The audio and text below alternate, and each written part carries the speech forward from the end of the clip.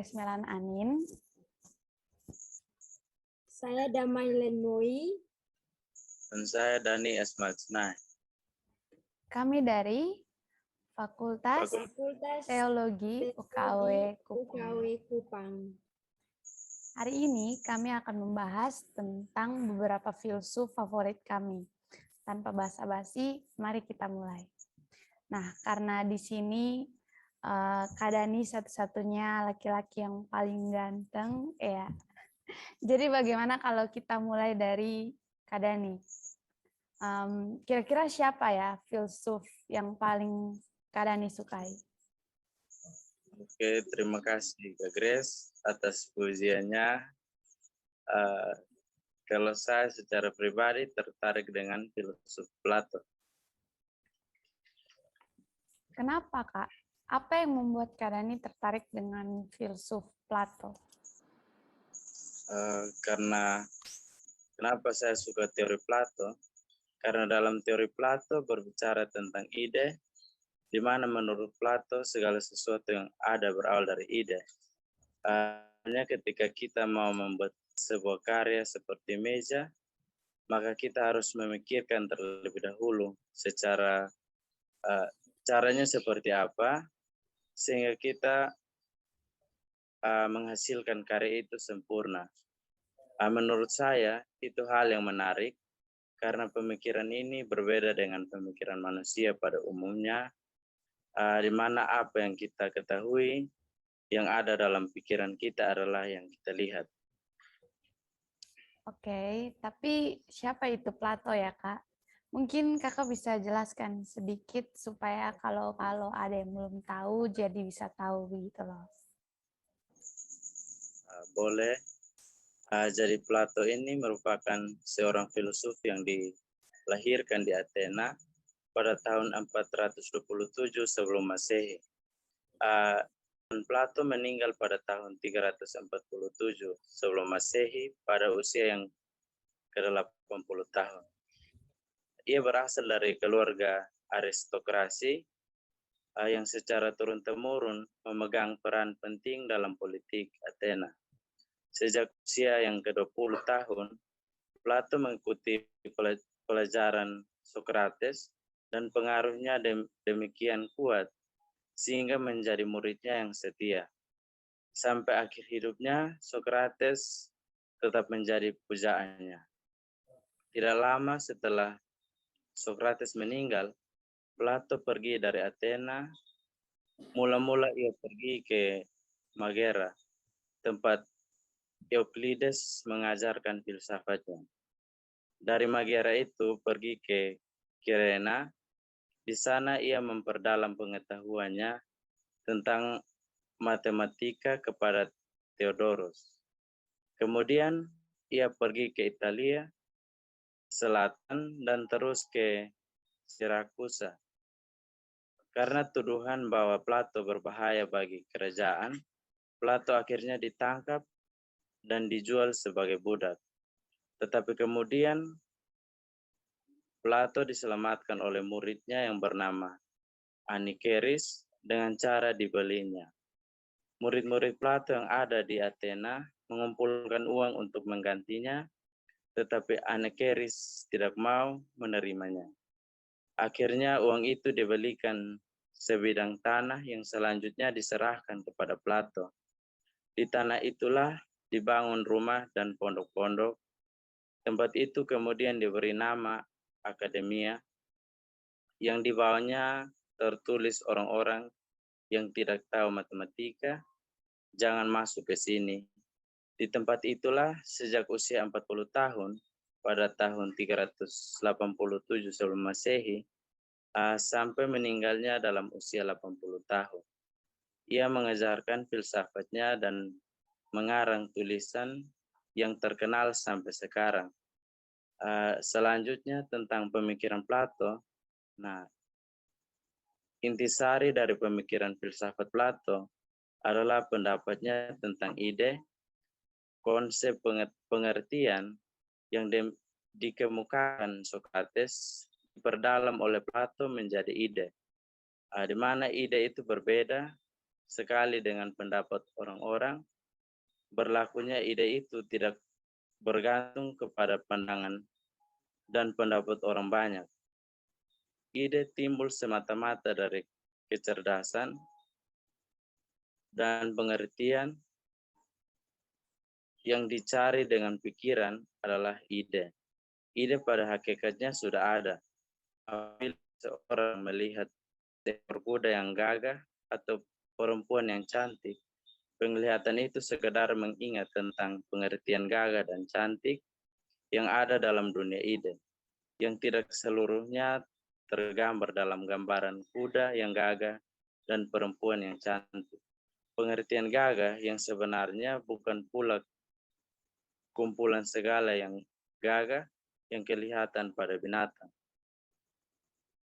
Kuda yang tampak gagah dan perempuan yang tampak cantik tidak lain daripada tiruan akan gambaran yang tidak sempurna daripada gambaran yang ada dalam pengertian.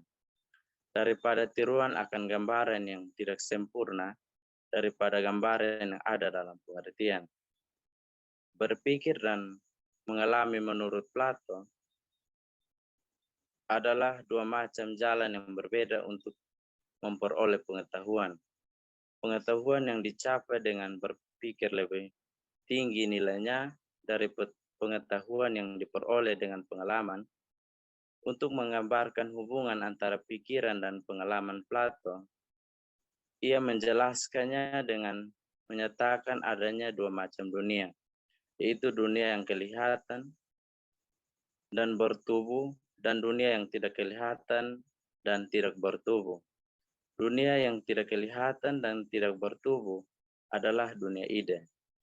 Dunia imaterial tetapi dan tidak berubah. Ide dalam pemahaman Plato tidak saja pengertian jenis, tetapi juga bentuk dari keadaan yang sebenarnya. Ide bukanlah sesuatu pikiran, melainkan suatu realita. Pemikiran inilah yang menarik bagi saya. Oh iya Kak, selain teori ide, saya pernah dengar teori Plato tentang cinta, di mana menurut Plato, cinta tidak perlu diungkapkan. Menurut Kakak, bagaimana tentang teori itu?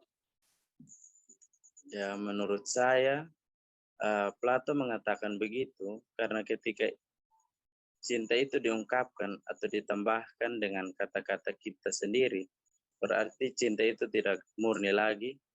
Jadi Plato mengambil kesimpulan bahwa cinta dalam diam itu adalah cinta yang sempurna. Jadi saya setuju dengan apa yang dikatakan oleh Plato. Misalnya ketika sepasang kekasih yang sedang jatuh cinta, mereka seringkali salah mengartikan makna dari cinta itu dan merujuk kepada keegoisan semata dan ujung-ujungnya melangkah kepada tujuan yang tidak tepat. Kalau saya secara pribadi kurang setuju dengan pemikiran seperti itu. Karena menurut saya, cinta itu harus diungkapkan, walaupun tidak dengan kata-kata. Cinta tetap bisa diungkapkan lewat perbuatan.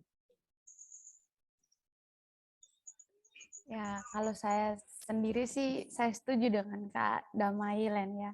Jadi, apalagi sebagai perempuan kan, biasanya kan kita perempuan itu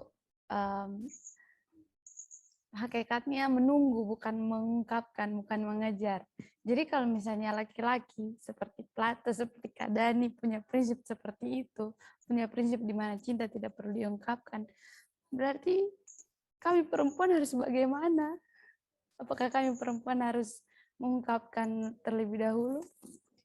Ya, tapi terlepas dari itu semua, itu tergantung dari pikiran kita masing-masing sih. Tidak apa-apa, itu pendapat masing-masing pribadi.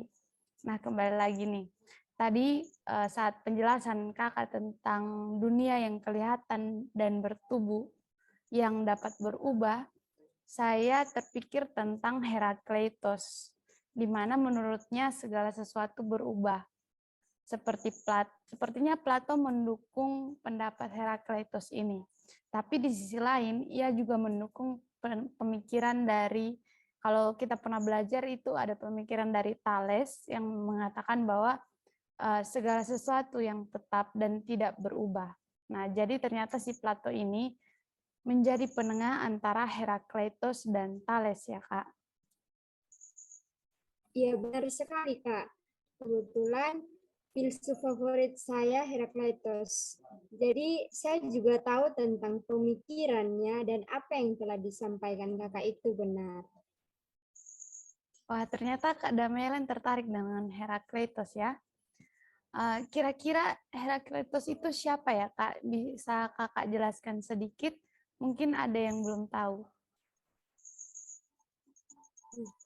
Herakleitos merupakan seorang filsuf yang lahir dari Efesus yang hidup di era 550 sampai 480 sebelum Masehi. Dia tertarik dengan alam. Menurutnya segala sesuatu yang ada bergerak terus-menerus secara abadi, segala sesuatu berlalu dan tidak ada yang tetap. Kita hidup di dunia yang terus berubah, di mana segalanya bergerak.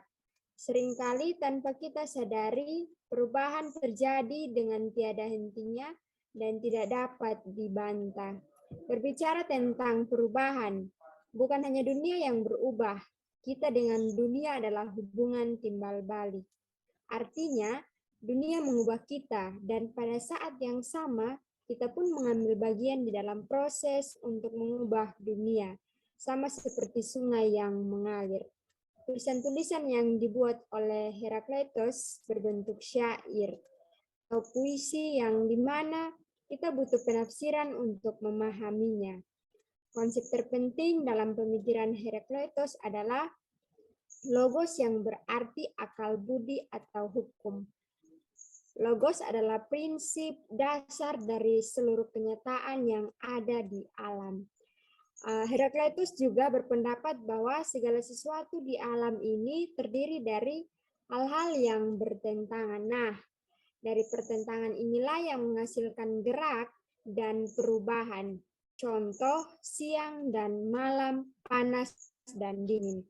Pertentangan itulah justru keadilan.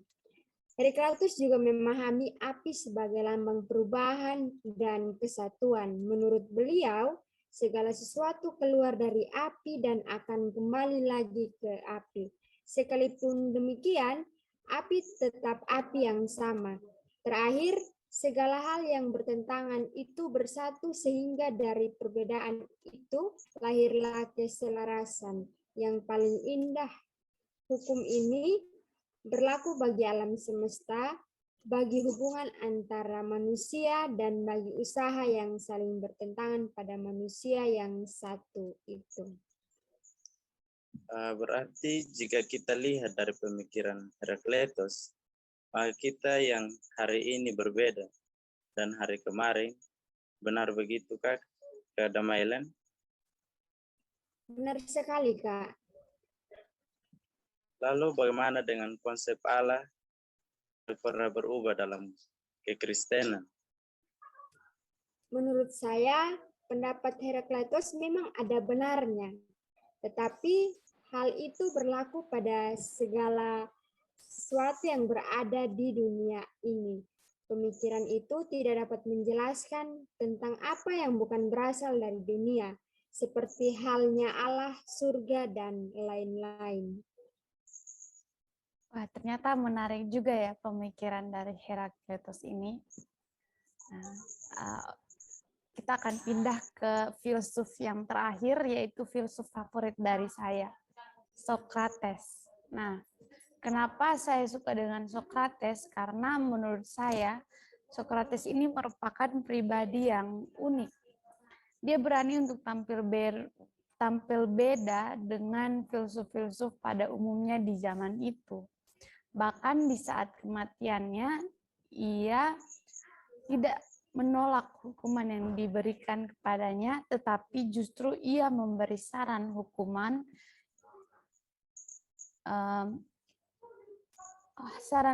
apa yang akan diberikan kepadanya. Nah, ia menganggap bahwa hukuman itu adalah hadiah baginya. Sokrates ini tidak meninggalkan catatan apapun tentang dirinya. Kita dapat menemukan catatan tentang dirinya yang dibuat oleh murid-muridnya. Nah, salah satunya itu Plato, filsuf favorit dari Kak Dani tadi. Nah, kalau kita lihat dari catatan yang ada, Sokrates ini digambarkan sebagai pria yang sangat jelek untuk pria pada zaman itu. Dia rambutnya bergaya Spartan, dia berpakaian kumuh dan bertelanjang kaki. Ia tidak bekerja untuk mencari nafkah, dan ia lebih memilih untuk memeluk kemiskinan. Berbeda dengan filsuf sebelumnya yang membahas alam, Sokrates ini membahas tentang ilmu sosial, etika, dan politik.